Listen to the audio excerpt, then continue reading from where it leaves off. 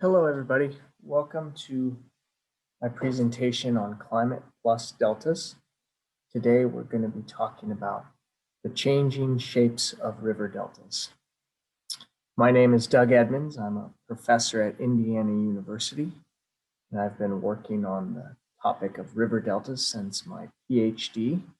And so this is a topic I've thought a lot about, and I'm excited to share with you what we've learned over the last decade and longer. So I want to start by talking about some of the questions we're going to focus on today. And I want to think broadly about river deltas. So I want to start by thinking and asking the question, what are the shapes of river deltas? And this will be a qualitative and descriptive exploration as we look at different deltas throughout the world. And to understand why some of those shapes exist and why deltas look the way they do, we need to think about what processes are involved in creating those shapes. And a process here is a series of actions or events that occur to create deposition in a river delta. So we're going to focus on processes of sediment deposition or erosion. And then the last question is we'll speculate and think a little bit about what different variables influence delta shapes and processes. Okay. So let's start with a simple definition. What is a river delta? Well, the most basic definition is that it is a pile of sediment at a river mouth. That's not exactly wrong. This is an aerial image of the Gulf of Corinth, and you can see that as I trace these rivers, as you get down to the coastline, you can see this pile of sediment down at the mouth of each river. There's one right here. You can pick any river. We can go over here. You find another pile of sediment. Come over here, and there's another big pile of sediment. Same thing up here and over here. So river deltas form where a river meets a standing body of water. Usually we think of that being the ocean. And as long as that river is carrying enough sediment that over time the sediment fills up all the space underneath the water and eventually it emerges into a river delta. So it's a reasonable question to ask ourselves why scientists study river deltas, why I've spent most of my life studying river deltas. One answer is quite simple. Deltas have major cultural, societal, and economic value. Let's focus on this cultural part. What is the cultural value of a delta? What does that really mean? Well, there's a lot of different ways to answer this. One of the ways I like to think about this is that deltas are locations where civilizations emerged around 7,000 years ago. So the anthropological history of humans really underscores how important deltaic environments are. So around 7,000 years ago, sea level was rising rapidly because the ice sheets from the last glacial maximum were melting. Once those ice sheets nearly completed melting, sea level rise started slowing down. During that process, humans started to make their way out to coastal environments. And we have found evidence at all these different sites which list major coastal deltas. Here's the Mississippi, Amazon, the Nile, the Indus River Delta, the Tigris Euphrates. We can find anthropological evidence at these locations that humans were gathering in large numbers near the coast. Coastal locations are a great place to gather for humans because you have easy access to food, you have fertile soil, and of course the topography is very flat and subdued, so it's easy to get around. And so there's a really interesting cultural connection between humans and deltas. From a societal perspective, deltas still remain huge population centers. Here you can see a map of the world where the colors of the map represent the population density. So brown colors represent really densely populated areas, and white or peach colors represent not very densely populated areas. The red dots are some of the locations of major deltas throughout the world. And we can look quickly and realize that a lot of these dots, especially over here in India and in Asia and China, a lot of these dots are located are co-located with major population centers. It's not always the case. There are dots up here, major deltas at higher latitudes where there are not a lot of people. But there's a strong connection between people and deltas. We can also make that connection a little more explicit. In fact, we know that about 339 million people live on river deltas throughout the world. That's a lot of people that live on just one type of landform.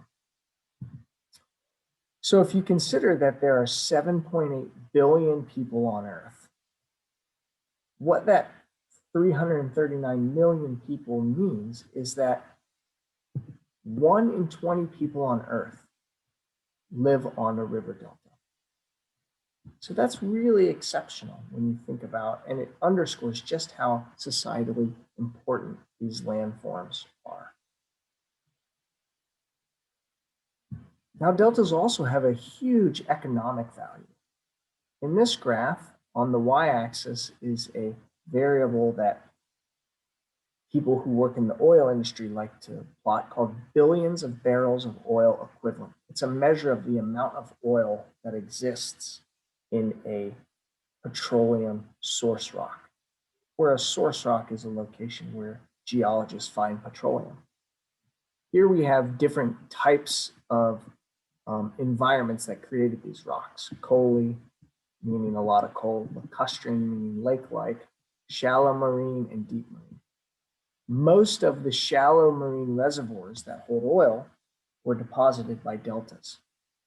So deltas are not only valuable societally because people live there, but the deposits they leave behind are really valuable because they often hold oil. So let's start this talk by thinking about and taking a look at what some deltas actually look like.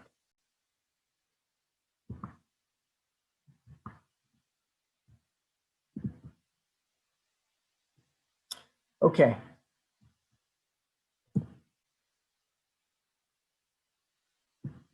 Okay, here's Google Earth. You can see a nice, wonderful picture of North America right in front of you. And I want to take a tour of some of the major deltas throughout the world and look at some of their shapes and some of the different attributes that they have. Let's start with the Mississippi Delta. So we zoom into the Mississippi Delta. And the Mississippi Delta is a really interesting delta. It's called a bird's foot delta because, as you can see, the current location of the Mississippi Delta juts out into the Gulf of Mexico, forming what people refer to as the bird foot. In other words, you can see these channels branching off of here, creating a morphology reminiscent of a bird foot. The Mississippi Delta is a classic river-dominated delta. If you zoom in, you can see it has a lot of different channels. Notice all the channels that are branching off in a variety of directions. At this location, we have channels branching off in all kinds of directions. If you zoom in even further, you can see just how many different channels there are and how many routes water and sediment can take to the sea. So for instance, here we can move down this pathway all the way out through here. Now we can move over to the Colville Delta, which is a delta in Alaska. Colville Delta is going to look a little bit different than the Mississippi Delta, but it has some attributes that are the same. So here's the Colville Delta. Let me back out so you can see where we are. Okay. We'll zoom back in. There's a couple of things that I find really interesting about this delta that looks like the Mississippi Delta. So one is that you can see it has a network of channels. What do I mean by that? Let me trace out some of these channel paths. We have channels that move through here and hit the C. We have channels that come down here and split in different locations. They split here. And so you can begin tracing these channels, and you realize they create a network of pathways. As a geologist, I'm really interested in what creates this network, and we'll talk a little bit about that today. The network is really important because that's where the water and sediment are flowing. And so if we understand why deltas have certain network shapes, we understand something about why they look the way they do, because the network's a really important aspect of the river. This particular kind of network is called a distributary network. It's called distributary because the channels distribute water and sediment over a wider area. Notice that here we have channels that fan.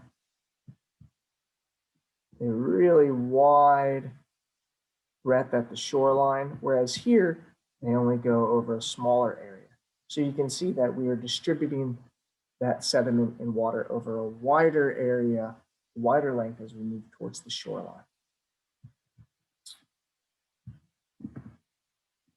Okay, let's now look at the Lena Delta. Again, you'll see a different version of a network.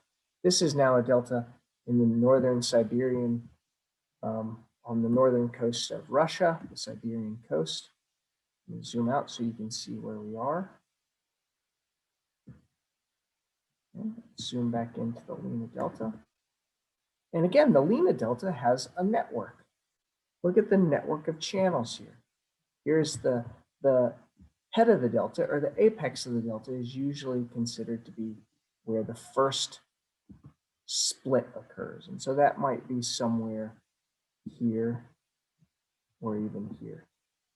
But you can see that there are tons of different channels on this delta. If you zoom in, what you should see is that there are a lot more channels than there were on the Mississippi or the Colville Delta. Look at how many different pathways water and sediment can take. I'm not going to try to trace all these. That would take a very long time.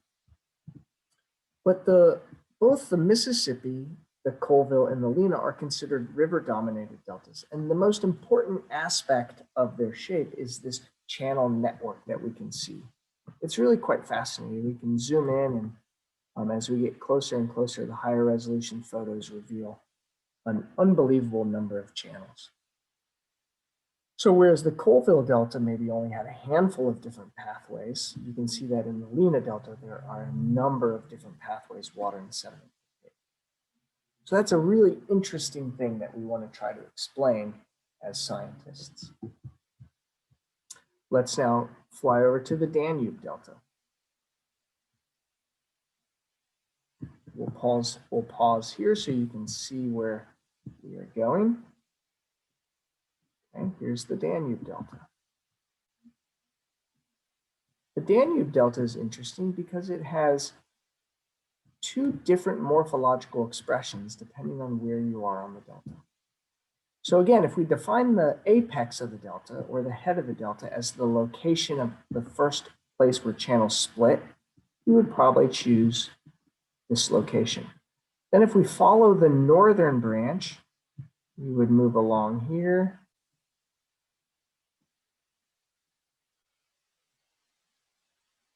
And then we have a number of different bifurcations that we will have to, or channels that we will have to trace. I used a scientific word where a channel splits into two or more channels. Call that a bifurcation. So if we trace out all the channels at this resolution of the Danube Delta, you might get something like that if you go to the northern lobe. Where a channel splits, like right here, it's called a bifurcation. If I come back up to the first bifurcation, which I marked right here, and now I take the southern branch, notice that there's one pathway through here. If there's another pathway farther down here, now I'm going to have to change my screen. But what you're going to see is that there's not a well-developed network there. So before I do that, Let's turn our attention though to this part of the delta. This is a really nicely developed network of channels that branch. This is, again, a distributary network. Now, if I move down to the southern part of the delta, notice that this particular lobe doesn't show that same branching behavior. Over here, we have just a single channel that hits the ocean, and it doesn't bifurcate, it doesn't split. This is a really curious observation. And if we look a little bit closer, we might be able to get some clues as to what's happening here. So you can see how different this is than the northern lobe of the Danube. We have all these lines here, right? We can trace these lines. These lines are really interesting. They tell us that the delta must have moved and prograded in that direction. You can see them on the other side. They trace out different patterns like this, and so on and so forth. So this delta is clearly growing from left to right in this direction.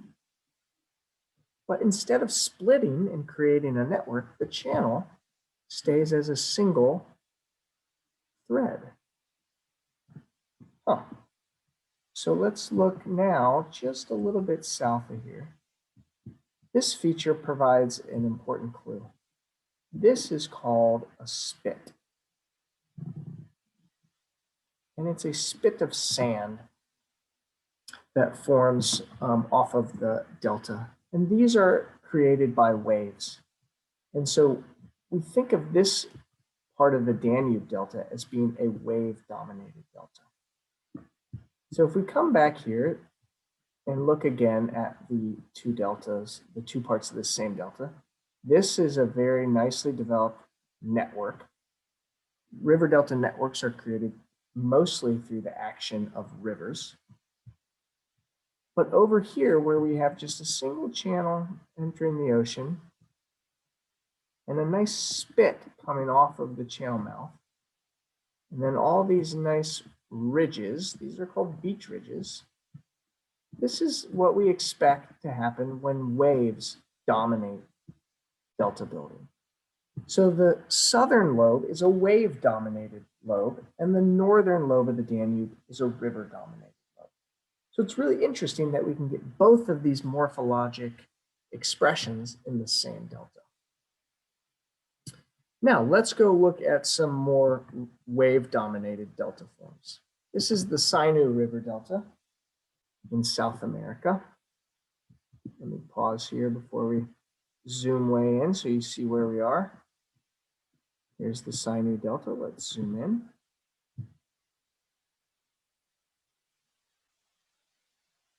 Now what you can see is that there is not a well-developed network. It's a very weakly developed network. There's the main channel here. It splits at this location. Maybe there's a little split right here as well. But we just have a handful of channels. This is quite different than the Lena Delta, right? Remember the Lena Delta had scores and scores of channels, hundreds of channels. The Colville Delta had a lot of channels. The Mississippi Delta had a lot of channels. Now we have a little delta here with just 3 channels when it meets the shoreline. What's important here is to see all the other features.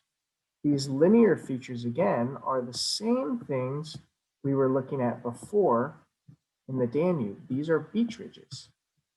Here are spits that form from waves that rework sediment and bring it in different directions. Here again are some beach ridges. And so the Sinu River Delta is a classic wave-dominated delta. It's got beach ridges, it's got spits, and it's got just a few channels.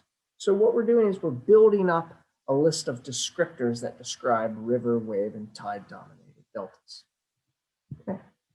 Let's go look at one of the most wave-dominated deltas I have in this presentation. This is the Barham River Delta. Let me zoom out. Here we are. Let's zoom in now.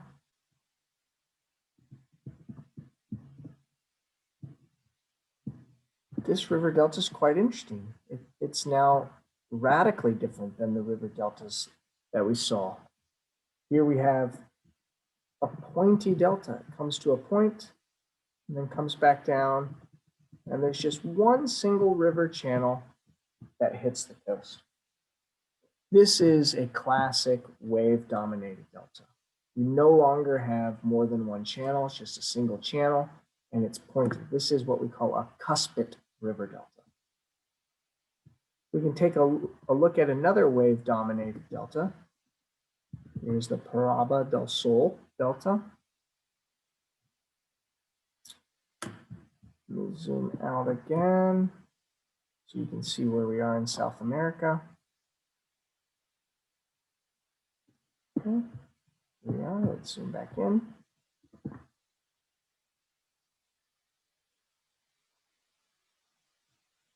Okay, and again, let's look at some of these morphologic features. We have a single channel here,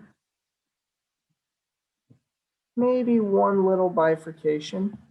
So maybe the channel splits into two, but this is a really nice photograph where you can see these beach ridges forming along here. And I'll talk a little bit more about this later in the presentation. These beach ridges record the progradation of the delta. Progradation is a fancy word meaning it moves, that the sediments move towards the ocean. Right? And we can trace again these lines over here as well. And we can see that they record how the delta moves from land out to sea. And of course, the delta moves in a seaward direction because there's sediment and water in the channel. That sediment and water gets deposited out into the ocean right in front of the channel mouth, and the delta builds landward. So this is another classic wave-dominated delta.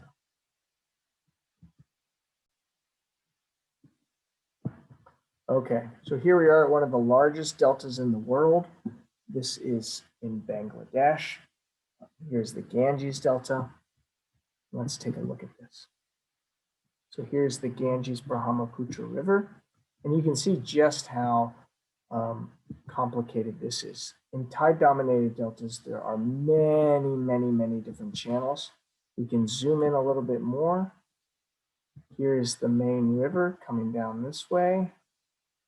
And there are all kinds of bifurcations here. Channels are splitting in many different directions. We could come this way if we wanted to. We could come out here. You can see how complicated some of these pathways are, right? If we wanted to, we could come down this way and end up in the same location as if we went down through here.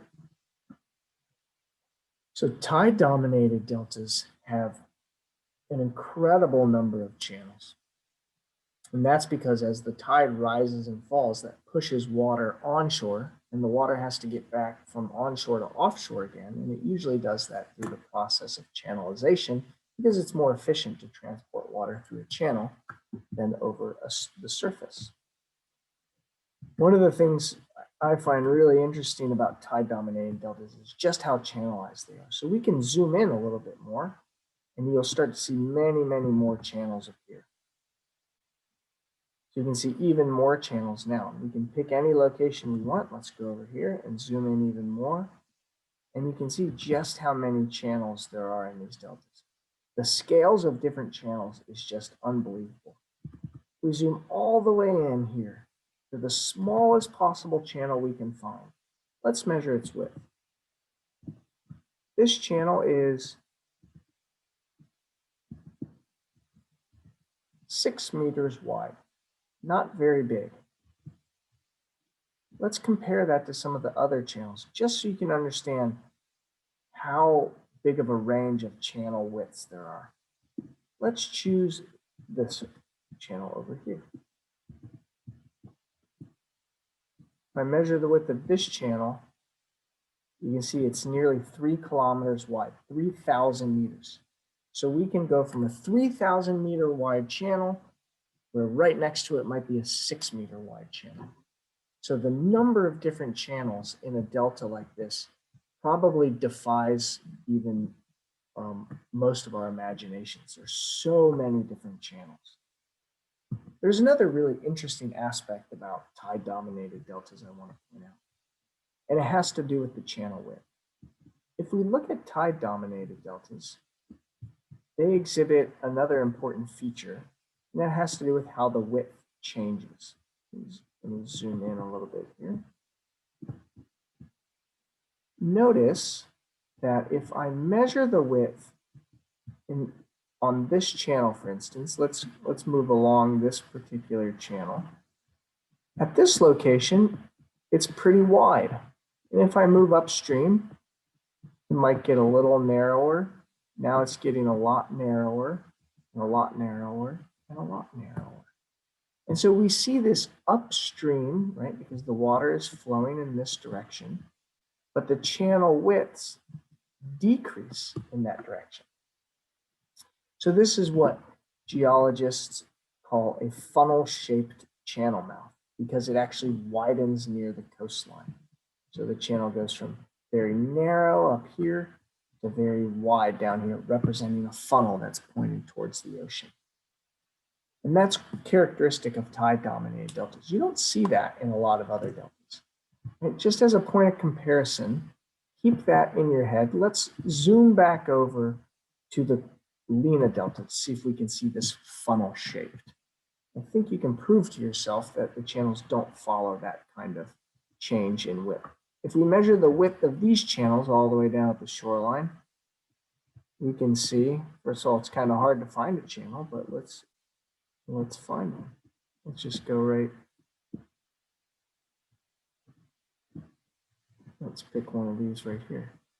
Here we can see that this channel is 400 meters wide, whereas if I come upstream,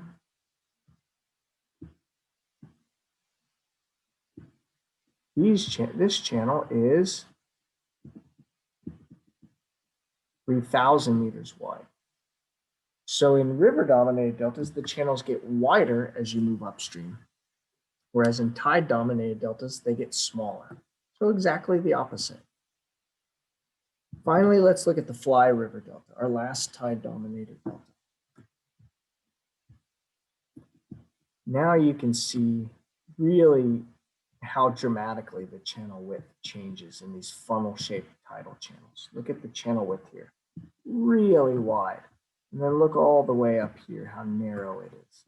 So you can see just how quickly the channel width decreases as you move upstream. This is really characteristic of tide-dominated deltas. Okay, let's talk about some of these observations. Let's go back to the presentation now. So we took a look at what different deltas look like.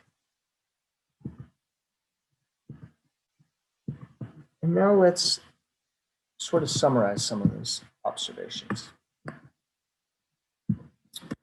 One of the things that's worth making a little bit more concrete is to think about this idea of what we mean when we say river energy flux, wave energy, and tide energy, making river, you heard me say the words river dominated, wave dominated, and tide dominated. So a lot of scientists think that these different fluxes of energy create different delta morphologies. So an example of the energy that a river could be described by the momentum of the water. The water has some mass and some velocity, so it has a momentum that can be converted into an energy flux. Same with waves and tides. So let's take a look at some of the shapes of these different deltas. Right? We know that wave-dominated deltas tend to have single channels. They tend to not have a lot of different channels. They tend to be kind of pointy, as you can see here with the Ebro River Delta. For the Rhone River Delta, again, we have a single channel moving down here. We have a single channel We don't have a network of channels, and the delta is pointy, and there's a little spit right over here. This is really characteristic of wave-dominated deltas. Tide-dominated deltas, here's the Ganges again, the one we just looked at, have an incredible number of channels. You can just visually compare the images on the left that are wave-dominated and the image on the right that's tidally dominated. Now, river-dominated deltas look quite a bit different than both of those. They have a lot of channels, but the channels are arranged in this branching network pattern. We didn't look at the Wax Lake Delta here, which is in Louisiana, but you can see this wonderful branching pattern in the Wax Lake Delta where the channels split as you move down delta, and they bifurcate a number of different times and create this branching structure that some people think is reminiscent of the way trees branch, or the way the vessels in our, the blood vessels in our body branch. Okay, so this is how we think about delta morphology, that it's a function of the relative contributions of rivers, waves, and tides. Now, it's worth talking about why these are important, okay? And so rivers, waves, and tides are important because they control the sediment fluxes at the coastline. No surprise that the river right here, if you follow my pointer, is a positive source of sediment. Rivers have to supply the sediment, so they're important, and you have to have sediment to make a delta. As that sediment travels through the river and hits the coastline, some of that sediment is deposited along the way out on the delta plain. Some of that sediment then leaves the delta, and it doesn't contribute to delta building anymore. It bypasses the delta, and so it's a negative part of the delta building process. And then waves coming from offshore and tides move that sediment around and redistribute it. So that's why we think about rivers, waves, and tides as an important control on delta building, because they control how sediment moves through the delta and whether it gets deposited at the shoreline or not. So let's look at the anatomy of a river-dominated delta. So again, this is the Mississippi River Delta. This is the bird's foot. And I want to start to define some of the terms I've been using. And let's look at all the different parts that we might be able to see. Here's the main channel of the delta. On either side of the delta, it's bounded by levees, which are elevated ridges of sediment that keep the water in the channel. Occasionally, though, there is a little cut in the levee, in other words, a crevasse.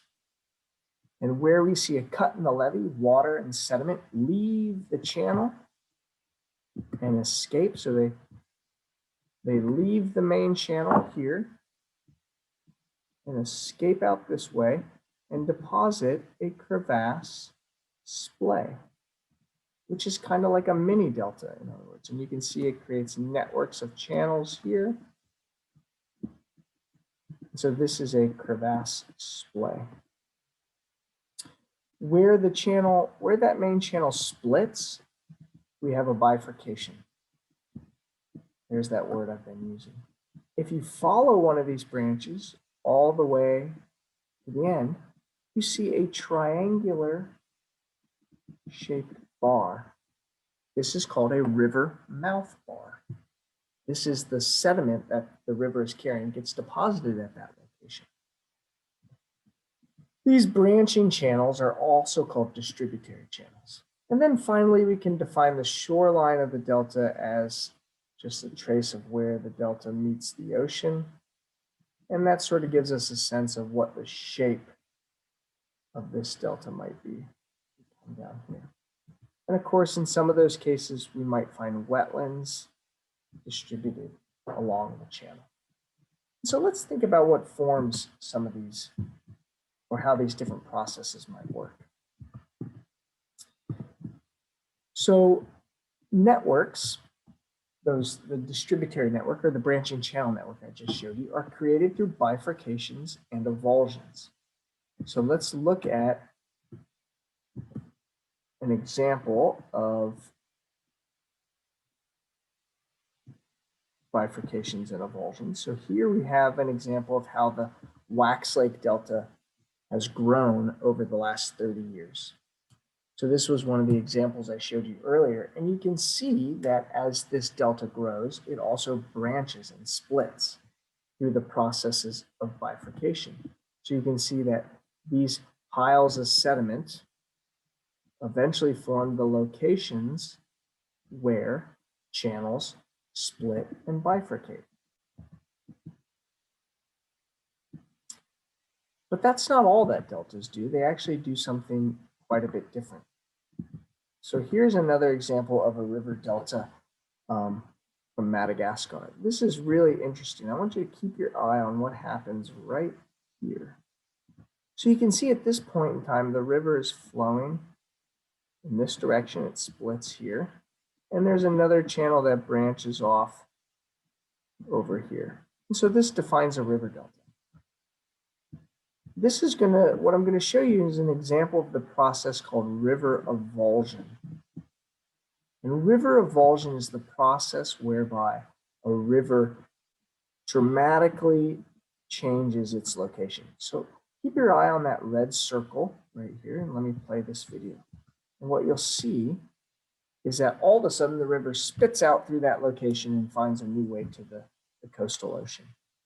And so this is an example of a river avulsion. Notice that when that avulsion occurs, if I can pause it, you can see that this channel has dried out. So the old channels get abandoned in favor of the new channel pathway, which is now right through here. So these two processes build river-dominated deltas. So we can also take a little bit slower look at how this happens by looking at aerial photographs. This is, and what I want to take you on is a journey through my PhD field site, which is where I'm at Aryan, and we'll look at the formation of the Mossy River Delta located right here. This is in Saskatchewan, Canada, a beautiful place, and we'll look at how this river delta forms. So let's first look at what this particular river delta looks like from the ground. If you were standing, so this is now an aerial image, so you're looking towards the east in this image. So in other words, you're looking in this direction. If you were standing on the ground right here, this is what you would see. It doesn't look that magnificent standing on the ground. Deltas are very low relief. They don't contain a lot of topography, but they form magnificent sedimentological deposits. So let's look at how this forms by looking at different pictures of the formation of this delta through time. So here the delta is in 1934. And now you can see in 1947, it is just a series of triangular river mouth bars. Remember, I pointed out the river mouth bar to you earlier. Now that 1947 image is on the left and a new image is on the right. And so what's really interesting is that if I trace the outline of this bar, here's that triangular river mouth bar in 1947. You can see it in the image over here in 1953. But notice what has happened. A big island of sediment has developed behind that delta, behind that river mouth bar. So these river mouth bars create the locations of bifurcations. So bifurcations are formed because channels split around these mouth bars. In other words, the river decides it would rather move around this bar than move over it. And so that bar causes the channels to split. And you can see that process repeated time and time again. And like I mentioned, channel avulsion is also an important process. Here is my favorite image of this delta, and you can see it over here in 1982 on your right. And you can see this branching structure that I've been talking about, how the river delta looks like a branching tree as channels bifurcate as you make your way to the coast. And there are all kinds of different pathways you can take, but it's very reminiscent of a branching structure. I'm not going to trace all of them, but you get the idea. Okay. So then we can, this is what the delta looks like in 2003. That branching net structure sticks around for a long time. So now let's look at the anatomy of a wave-dominated delta. Okay. So in a wave-dominated delta, we have much different features. Again, here's the Sinu River Delta. And here are the different features I want to point out. We do have channels, right? There's an occasional bifurcation, but really we have much different features than what we see in a river-dominated delta. We have these spits, which are piles of sediment growing off of locations in the river delta.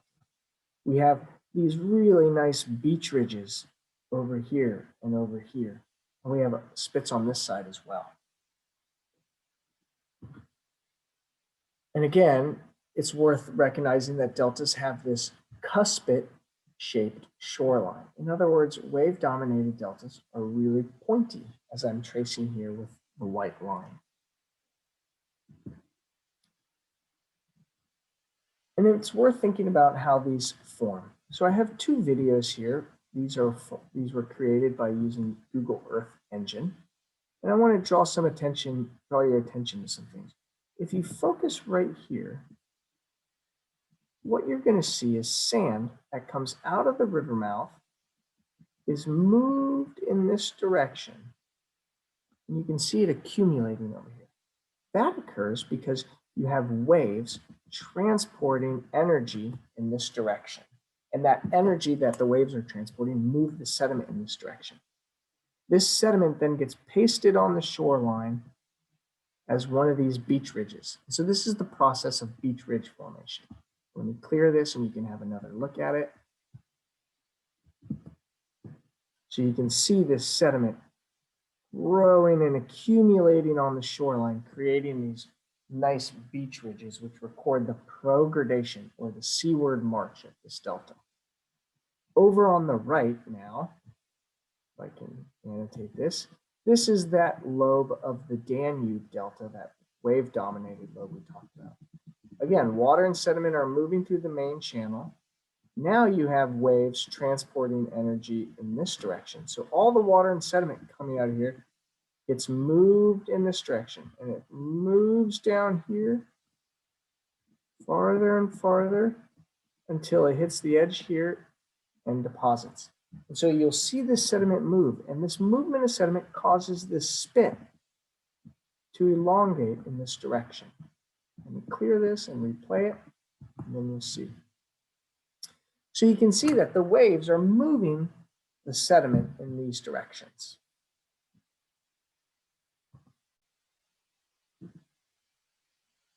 Okay, whoops. So now let's look at the anatomy of a tide-dominated delta. This is the Ganges delta that we looked at earlier. Let's label some different parts. I neglected to mention an important part of tide-dominated deltas when we were in Google Earth is that they contain headless channels. Now's a good time to talk about that. Some of these channels, if you just trace them, they end, they stop. These are called headless channels. This is really characteristic of tide-dominated deltas. Here we have this funnel-shaped wide to narrow channel mouths, and we also have this looping structure that I didn't mention, where you can trace loops in any given direction. All right, let's summarize these different deltaic features. Let's start with river-dominated deltas. They tend to have bifurcations, which are locations where channels split. Usually that splitting happens around mouth bars. And mouth bars are the piles of sediment that accumulate at the mouth of the river where it meets the ocean. These bifurcations create branching networks. They branch like trees branch. And these are also called distributary networks. Wave-dominated deltas, on the other hand, have spits, accumulations of sediment that grow off of river mouths. They have beach ridges, which record that progradation or that seaward growth of river deltas. And they tend to be cuspid or pointy in their shape. Tide-dominated deltas often have looping channel networks, wide channel mouths, and headless channels. They're headless tidal channels. So one way in which we can understand how these different deltas form is to conduct numerical modeling experiments. And numerical modeling experiments is a fancy way of saying that we can write down equations, and these are equations from physics that describe the way water flows and how sediment is transported. And we can solve them in a numerical way to understand how different landforms evolve. Numerical modeling is so valuable because we can conduct controlled experiments. In other words, as a scientist, I can decide what to put in my model and what experiments to conduct. Whereas if I go out into the real world and look at a delta, I may not know how it formed because I wasn't there to observe it or witness it, because that formation may have taken thousands of years. And so in this experiment I'm going to do, I want to orient you. So imagine you're looking top down, and this is a coastline, right? So here would be the coastline. And imagine you have a channel entering the coast, right? So this is some channel. And everything out here is the ocean, right? Everything in blue is ocean. And if we supply some amount of water and sediment at this location, then that sediment should collect and we should form a delta, okay? And so this is the experiment I want to conduct. And so what I'm going to do in these numerical models is that I have to specify what scientists call boundary conditions on the sides of my model. And even though what you're looking at is a box, I'm going to make these open boundaries, meaning that water is free to leave the boundary here, or water is also free to come back in. Okay? This is a very simple boundary condition. I'm also going to specify some amount of water discharge and sediment flux coming in through my river, right? I want my river to be carrying sediment. That should make sense.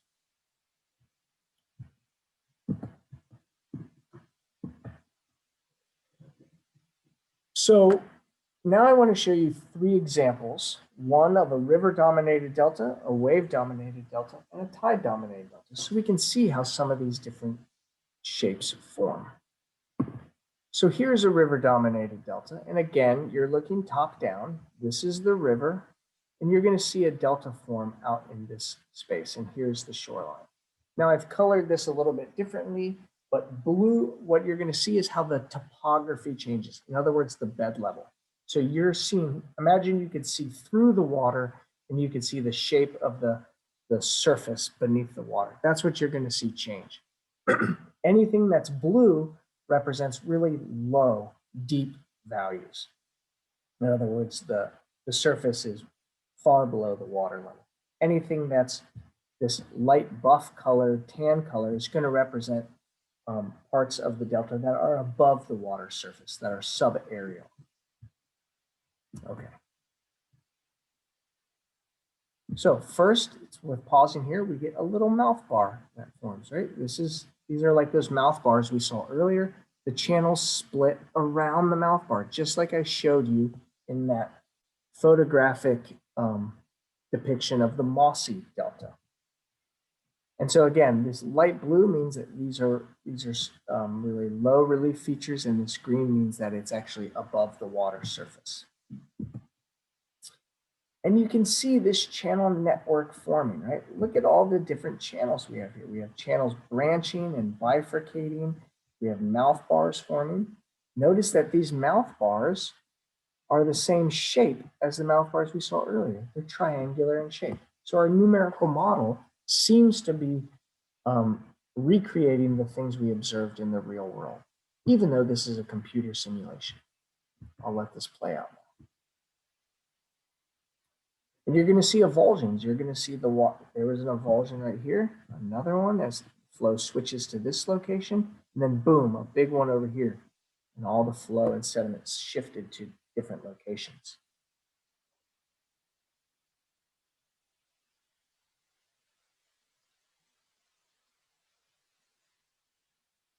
So you might be wondering, how do I know this is a river-dominated delta? Well, I know that because the only process I have in this delta is a river supplying water and sediment. There are no tides and there are no waves. So this would be like a delta forming in a lake. And if there are no waves and no tides, then it has to be river dominated. It's also consistent with the river dominated delta. Look at the network that is formed. You can see it has a lot of different channels. They branch, they bifurcate, they do the things we expect river dominated deltas to do. Okay, let's now look at a wave dominated delta. Okay, interesting. Notice that right away, you can see that the delta starts tipping over, right? What I mean by tipping over is it's sort of leaning in this direction. I should say that I have waves. I'm drawing lines of the wave crests here. I have waves coming in this direction. And you can see that the sediment is moving in this direction. Now the wave direction is going to change.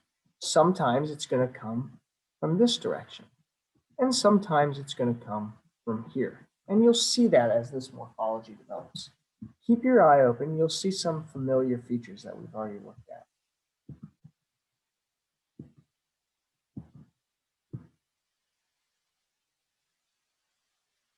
Here are some spits forming right here. Now the wave direction is shifting and it's starting to come from the upper right. Here's some nice spits forming.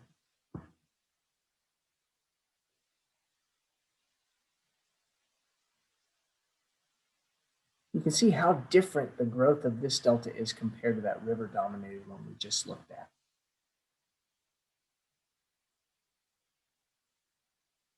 Beautiful example of, whoops, I didn't mean to stop that. Let me fast forward a little bit.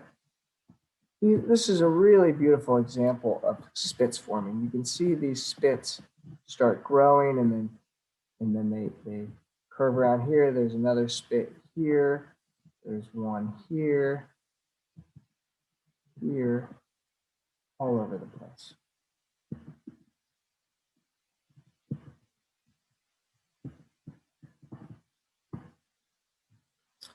So I'll let that continue.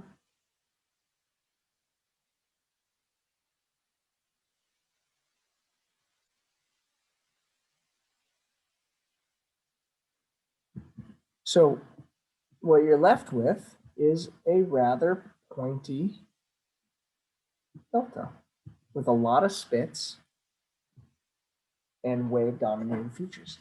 And now you can visually compare that one to the wave dominated delta. Notice how different they are. Now let's look at a tide dominated delta. This one's cool.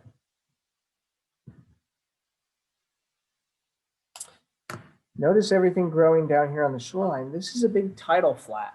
In other words, a big tidal dominated network. So if I pause it here, you can see, again, those tidal features we've been talking about. Look at how wide the channel is right here. Look at how much it narrows compared to up here. So it goes from wide to narrow, recreates that funnel shape. There are a lot of loops in here. These are the headless tidal channels, right? If I trace these, they end. They don't keep going. They're headless. Okay, let's play that through.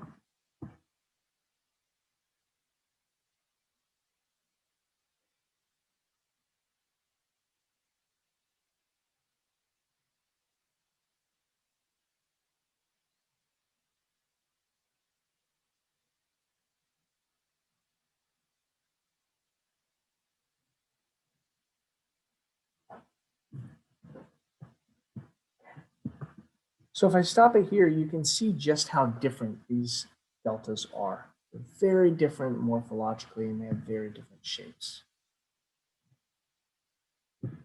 So one last thing I want to explore before the presentation ends is what else might matter? Right?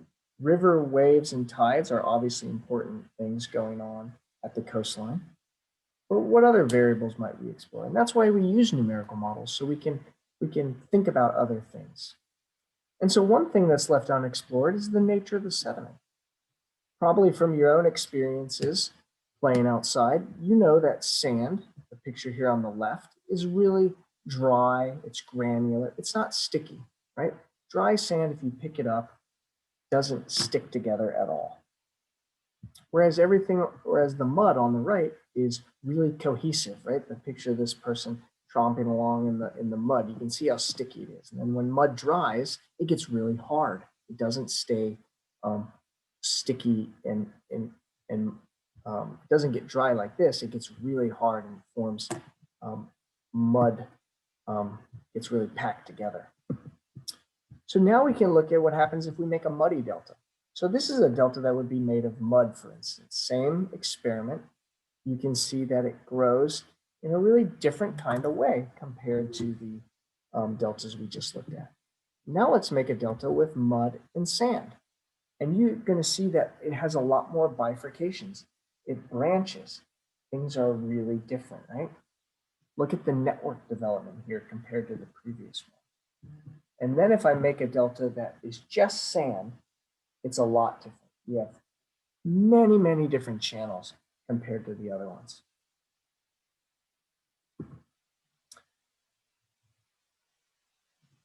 So in summary, what are the shapes of river deltas? Well, they generally have a triangular shape, but they can be single-channeled or have extensive branching networks. We think ultimately that the shape is influenced by the balance of rivers, waves, and tides. What processes are involved in creating these shapes? Well, important processes include channel bifurcation from mouth bar deposition. We talked about river avulsion a little bit, and the longshore transport from waves. And then what variables influence delta shapes and processes? Additionally, we can think about the properties of the sediment exerting an important influence.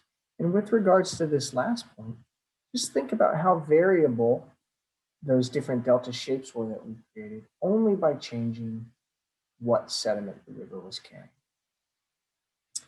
So with that, I appreciate your attention, and I look forward to talking with you more about the shapes of river deltas. Thanks.